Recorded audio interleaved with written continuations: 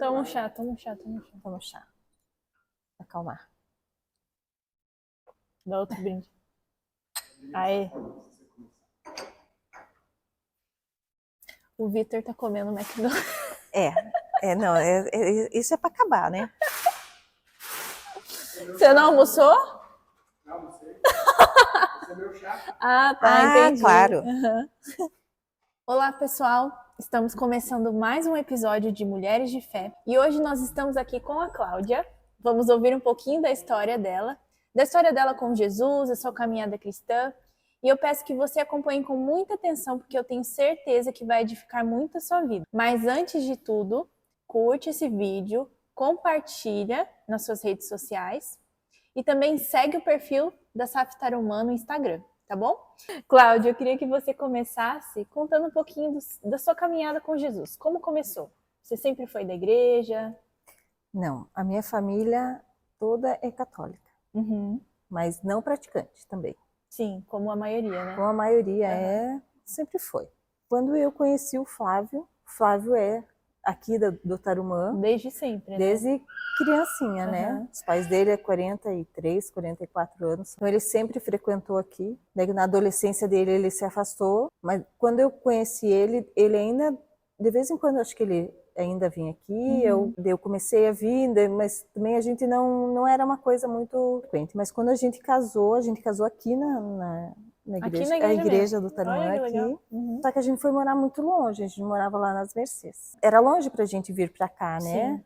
Daí eu comecei a ir na Batista. Para voltar para o Tarumã foi depois que eu fui num retiro de carnaval. Porque aqui no Tarumã eu estou há 2 anos. Foi no retiro de 2022. Isso. Eu estava num processo de depressão bem pesadinho, o falecimento da minha mãe, e minha sogra convidou a gente para ir. Daí quando a gente foi lá, eu falei, meu Deus, esse retiro...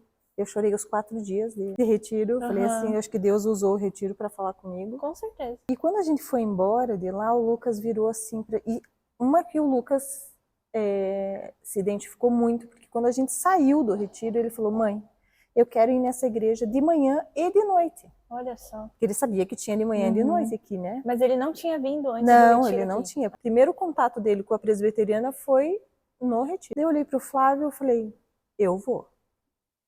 Dele, então eu também.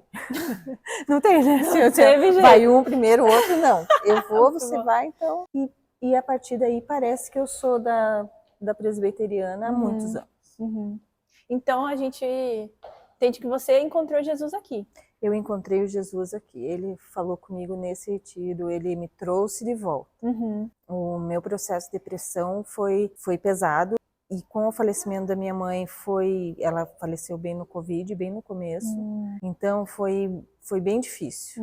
Eu tinha desistido de tudo. Desisti, não tinha vontade de mais nada. Eu falo que meu pai entrava na minha casa para pegar o Lucas e levar para a escola, porque eu não levantava da cama. E quando minha sogra sempre cristã, né, sempre aqui, ela me chamou e eu falei, foi Deus que falou comigo nesse retiro de carnaval. Eu falei assim, não, eu tenho que parar. Sim, ele te resgatou. Ele me resgatou ali. E é interessante, porque só Deus para mover o teu coração para ir no retiro, porque se você tava daquele jeito... Eu não queria ir em lugar nenhum, mas eu fui pelo Lucas. Olha só. Porque assim, até então, por mais que eu conhecesse a palavra através da Igreja Batista, depois a gente foi para a Luterana. Quando minha mãe faleceu, eu perdi toda essa referência. Eu fui procurar até na Universal. Cheguei lá, falaram que podia salvar.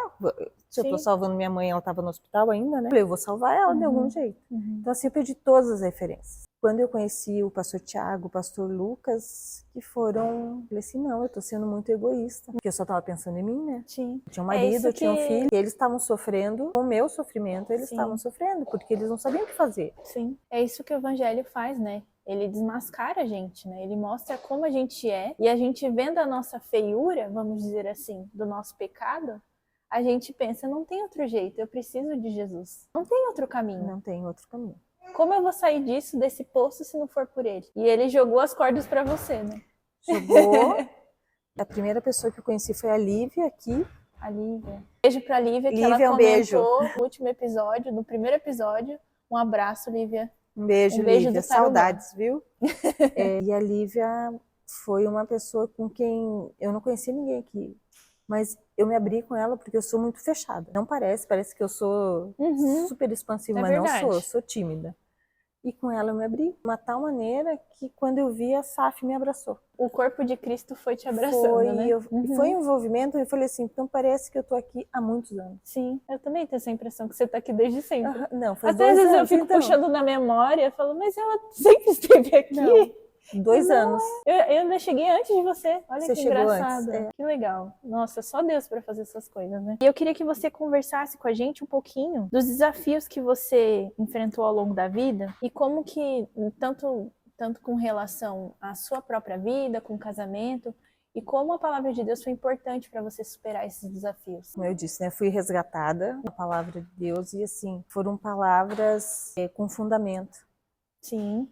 Entendeu? A presbiteriana me trouxe isso, palavras com fundamento. Então, assim, não são palavras vazias, né? Eu falo, os nossos pastores aqui são abençoados porque eles têm um entendimento muito grande. Então, através disso, me ajudou e nós tivemos, falando de casamento, por um período muito difícil. O Flávio passou um período de uns 2 anos e meio desempregado. Eu autônoma, então assim, não tinha como. Só Sim. Deus para sustentar. E muita gente chegou para mim, ou já chegou para ele também, perguntando como que esse casamento dura. Sem dinheiro. Como muita se fosse gente, isso a base do casamento, né? Falei, gente, se fosse ele estar desempregado porque ele quer, uma coisa. Agora, pelo meio corporativo, que é um tal de entra e sai, sabe que não era da vontade dele. Mas isso fortaleceu mais o nosso casamento, fortaleceu a nossa fé. A busca por Jesus foi maior e a gente tá aqui. Os desafios, às vezes, são meio de Deus forjar isso na gente, né? Porque muitas vezes na bonança, na alegria, a gente não enxerga a necessidade dele, né? Exatamente. E aí ele coloca situações na nossa vida pra gente buscar ele de fato, né? Porque se a gente não buscar, onde a gente vai encontrar a solução, vamos dizer assim. E Deus usou essa situação, né, para fortalecer vocês. E o estudo da palavra. Eu gosto muito de estudar, gosto muito de ler. A Cláudia faço teologia na FATESU, gente, é um orgulho da SAF. Faço matérias avulsas, né? Uma por semestre, Sim. Mas eu acho muito importante, porque não te toma tanto tempo, eu falo, né? E você consegue se aprofundar um pouquinho na palavra, e assim mesmo, eu falo que quanto mais a gente estuda, mais a gente vê que a gente está errando e pecando e precisando mais. Eu vi esses dias, eu não lembro se é naquele Mulheres da Palavra, não lembro qual foi o livro, mas falava assim, que a gente só consegue amar aquilo que a gente conhece. Se a gente não conhece algo, a gente não consegue amar esse algo. Igual o nosso cônjuge, né? Quanto mais, na época do namoro, quanto mais a gente conhece, mais a gente vai gostando da pessoa, né? Em tese, né? Porque se não for pra gostar, você não vai gostar. Você não vai casar, né? Você não vai casar. Mas com Deus é da mesma forma, né? Quanto mais a gente conhece a Deus, mais a gente ama a Deus. Mas eu falo que eu fico encantada cada vez. E eu falo estudando, e quando eu vejo o Thiago pregando, ou quando era o Lucas, o Patrick, né? Todos eles. Você, quando está estudando, você começa a entender, ver diferente, de uma maneira diferente. Cada sentido de cada pregação deles. Sim. E você passa a semana inteira pensando nessa pregação. Sim. E aí esse conhecimento de Deus faz com que a gente enxergue os atributos dele de forma melhor, né? A gente sabe que ele é bondoso, sabe que ele é santo, mas quando a gente estuda isso de forma mais aprofundada, eu acho que isso vai gravando no nosso coração, né? E a gente vai provando disso de forma mais intensa. Então a gente só ama aquilo que a gente conhece. Exatamente. E para conhecer a gente precisa estudar a palavra. Precisa estudar a palavra. E você comentou que quando você chegou na igreja, a SAF, né, as irmãs te abraçaram. Conta pra gente como a SAF tem sido um instrumento de edificação na tua vida. Eu falo que a SAF é um meio de inclusão, porque eu acredito que assim, tem bastante mulheres que elas não dão abertura para isso. E você também não pode ser muito invasiva na vida delas. Sim. Tentar, tipo, forçar ou ela entrar ou fazer parte. Pode tomar o chá, tá?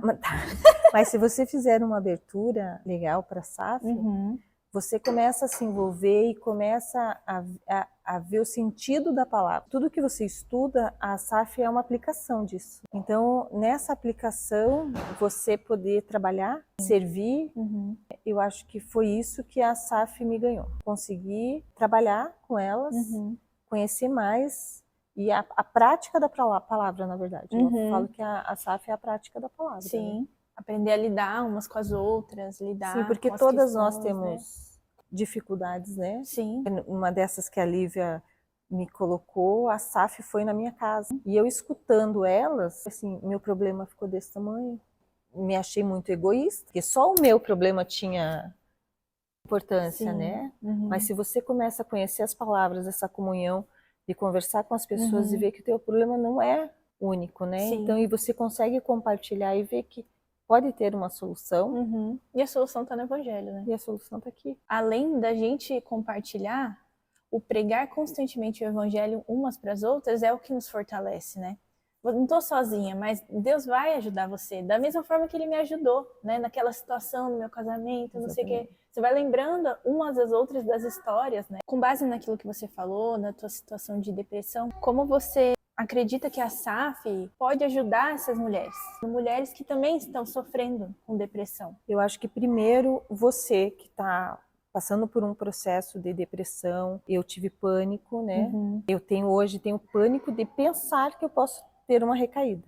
Então, assim, eu acho que você tem que se abrir, nem que seja com uma, porque é aquilo que eu falo, às vezes por fora você é uma pessoa super alegre, você jamais vai pensar que aquela pessoa teve uma depressão ou está passando por isso. Mas se você conseguir se abrir com uma, começar, eu falo que é um discipulado um discipulado, começa a conversar com uma, você vai se sentir melhor e você vai passar pelo que eu passei, que eu vi que não sou só eu e eu consigo ajuda para isso. Hoje, faz 1 ano que eu não tomo medicação nenhuma. Cláudia, eu queria que você deixasse pra gente, principalmente para as mulheres, uma mensagem, né? Um conselho que você entende que foi importante na tua caminhada e que vai ajudar outras mulheres nessa mesma situação que você enfrentou. E para que elas busquem também consolo, busquem a palavra de Deus e o próprio Deus como a solução. Como você disse agora, um consolo, né? Eu acho que todas nós passamos por essas sobrecargas diárias, né? Nossos desafios diários. Só que nós temos um Deus que é Deus do consolo, né?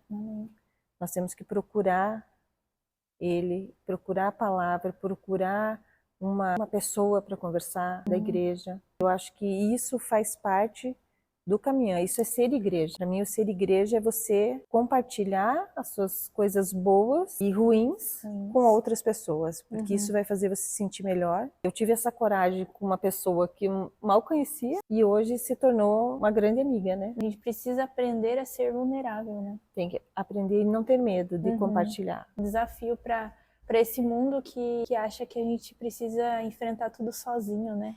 Na nossa força, com o nosso braço. Porque isso é um problema meu. Não, o problema pode ser seu, mas assim, uma conversa, se você está num caminhar na igreja, numa vida cristã, eu acho que esse é o verdadeiro a vida cristã. Sim, a gente lembra daquela passagem do apóstolo Paulo, né? Que fala quando um membro sofre, os demais também sofrem juntos, né? Nós somos um corpo com vários membros, cada um com sua função diferente, mas quando um tá com um probleminha, todos estão, né? Todos estão. E você percebe que não é só você que tem um problema, Sim, né?